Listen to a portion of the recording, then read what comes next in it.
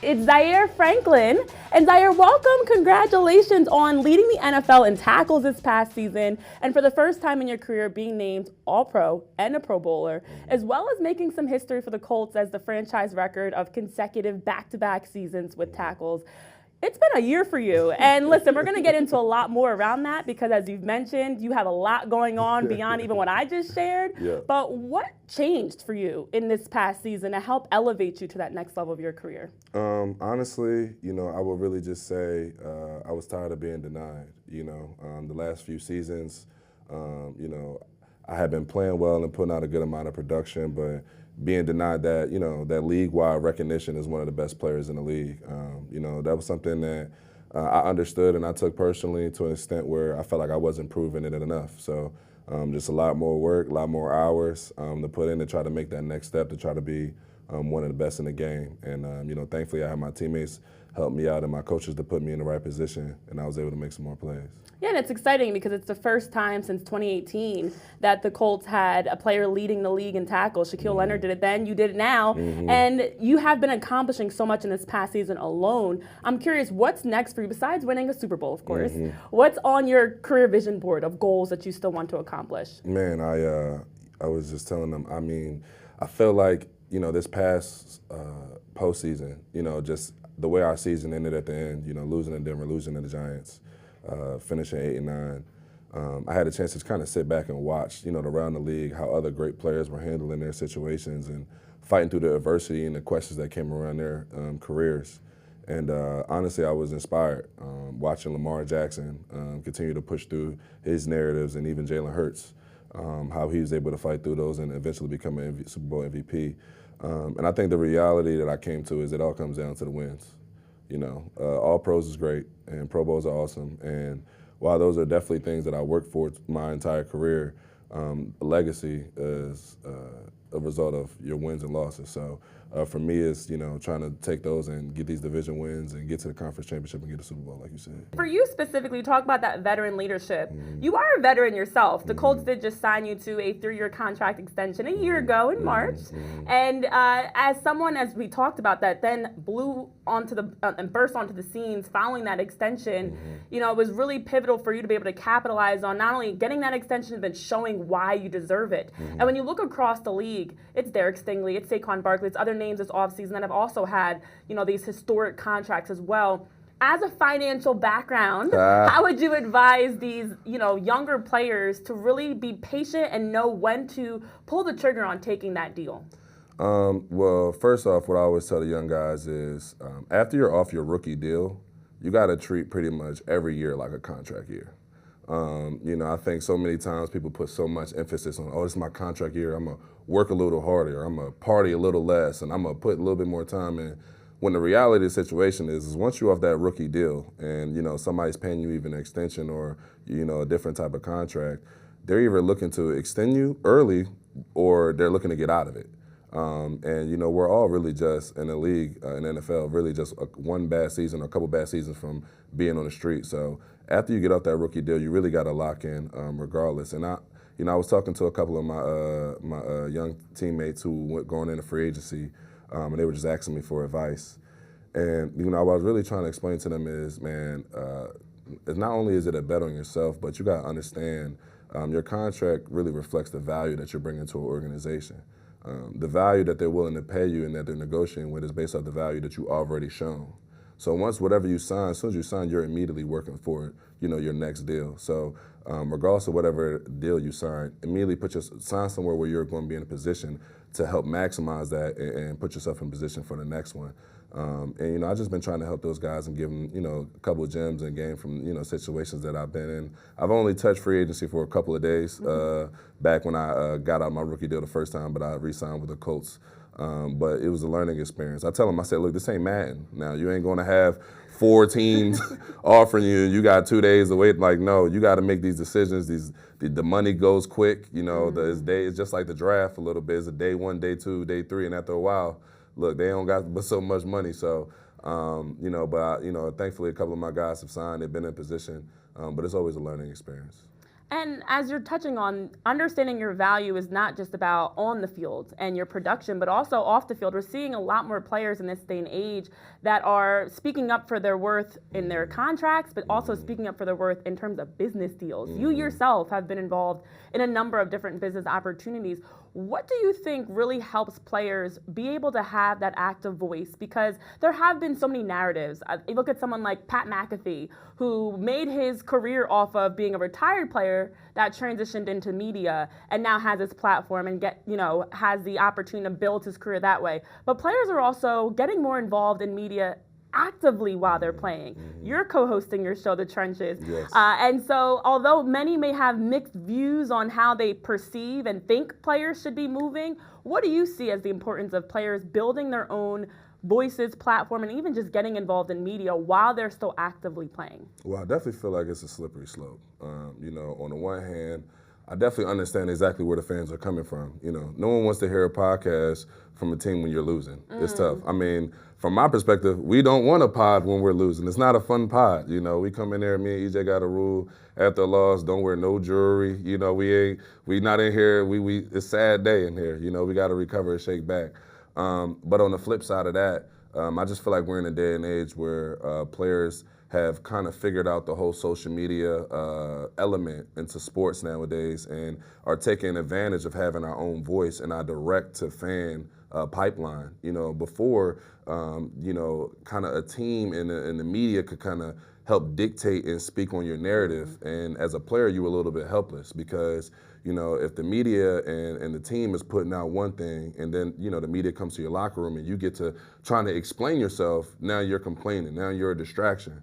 Sure. But now, having these platforms, and that was really one of the main reasons I did it, was to not only give myself and EJ, but also players on my team and across the league just a platform to be able to speak on certain situations that may come up right or wrong and be able to tell their side of the story. I just feel like it's just a very powerful tool that players have to take advantage of. Our fans, they play such a big role in our game today. And I think, just the more you're able to kind of speak on, your own narrative and help control your own mindset, I think is impactful for not only your perception while you're in the league, but also when you get out. Lots of changes going on across the board when you look at how players are able to take ownership over their own career, speak up about their own career, but also this year, big change in the NFL, allowing private equity up to 10%. What is your opinion on the role of NFL owners? I mean, I feel like NFL ownership, I think they're doing a great job of moving the game forward. I think as owners and as a collective, I think that is the primary role to continue to grow the business in the NFL. I have to tip my hat to Roger Goodell and just how he's continued to grow the game globally. I love the push. Obviously, I'm involved with Flag.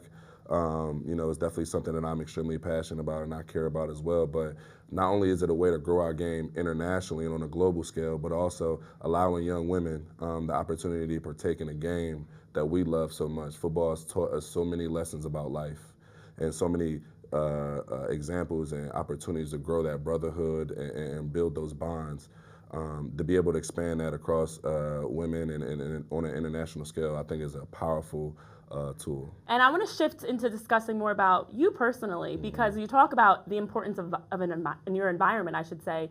The term product of my environment is always perceived as a negative connotation, but you're proof that the product of your environment can be positive. Unfortunately, the passing of your mom and your grandmom when you were 16 years old, you've mentioned and openly spoken about being on welfare and just your experiences in life. And I'm curious, what helped you to be able to overcome the grief, the pain, the challenges that you faced to be a positive influence in the way that you are? Well, first and foremost, I have to give thanks to my Lord and Savior, Jesus. I mean, without him, nothing is possible. But I had a great community around me, from my mentor and business partner to my aunts and my best friends in my high school that really wrapped their arms around me when I was going through a tough time at such a young age. It helped propel me and helped me become the young man that I am today. And honestly, when I was going through those times when I was younger, I just knew that, me continue to push on and continue to strive, not only was I going to make my mother and my grandmother proud of me, because that's what I was doing it for. They sacrificed so much to get me to the point that I was, that I would be doing them a disservice by stopping because of them passing. But also, I always knew that, if I continue to go on, I might be an example for somebody to come after me. An example for another young man who's from a tough situation, who went through some hard times, to look at me and give him inspiration to know that he can still achieve and be whatever he wants to be. And, that was kind of the genesis of why I started my foundation, Shelice's Angels.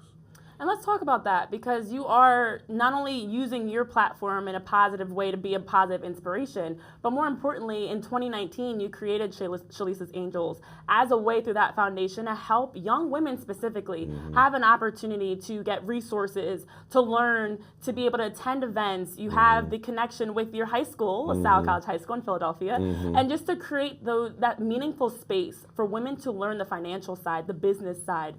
How have you been feeling in terms of just taking a step back now? It's been some years since you've launched it, to look at bigger picture, the impact you're making, and how you've been able to take Shelice's Angels to help so many young individuals.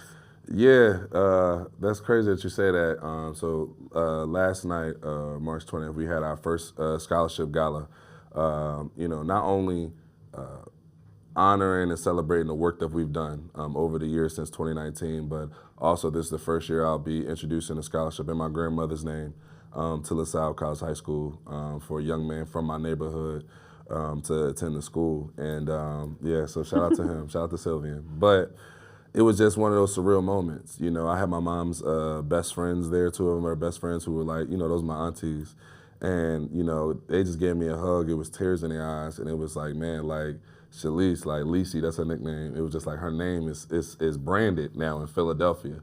Now my grandmother's name is branded in LaSalle as a scholarship to give a young man an opportunity at a better education.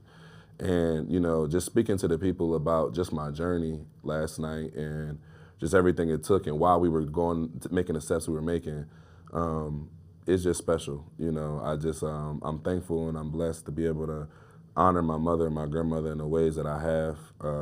I'm gracious and thankful for the lives of the young women we be able to impact in a positive way. And just the examples. I tell them I learned so much from them as much as I know they say they learn from me. And, it's a blessing to be a blessing. And the great thing about everything that you're doing is it didn't just start now. It started when you were, it started a long time ago, including when you were at Syracuse as a dual major in finance and marketing management. You were actively involved on campus, getting involved with, giving back, donating school supplies, backpacks, also just speaking up and helping to create conversations and resources around sexual violence on campus. You've been actively involved in so many ways giving back. And as you mentioned, there's more that you're still doing on the horizon of your own business footprint as well. What else are you doing? Can you share with us around the conversations and meaningful spaces that you're creating around change, but also you specifically in terms of the other initiatives you're getting involved in? Because Zaire Franklin is not, you're a multifaceted, wearing multiple hats, a successful person. What else do you have on the forefront? I'm a little bit of a nut job, understand that. My wife, my financial advisor, my mentor, they'd be like, I don't know why or how you end up doing all these things at once. But I don't know, staying busy just keeps me sharp in a weird way. That's great that you mentioned that. So a lot of that was through my fraternity, Mega Psi Phi for sure. Shout out to the bros. But we've been doing this for a long time. My grandmother and my mom always taught me just how you do anything is how you do everything.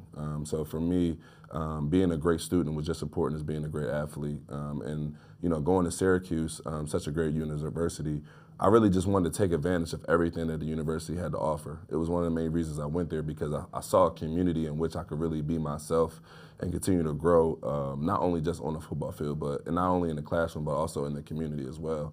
A lot of the events and stuff that we're doing now are literally things that I've been doing since, my sophomore year, getting school supplies, getting uniforms, helping out on Thanksgiving or Christmas, or, like you said, helping young women to speak up, whether it's about sexual assault or about just different opportunities. These are things that I've been doing for years at this point, but now trying to continue to expand my business portfolio and grow it. We just launched a Rita's franchise in Indianapolis and McCoursville Square. Yes, please go pull up.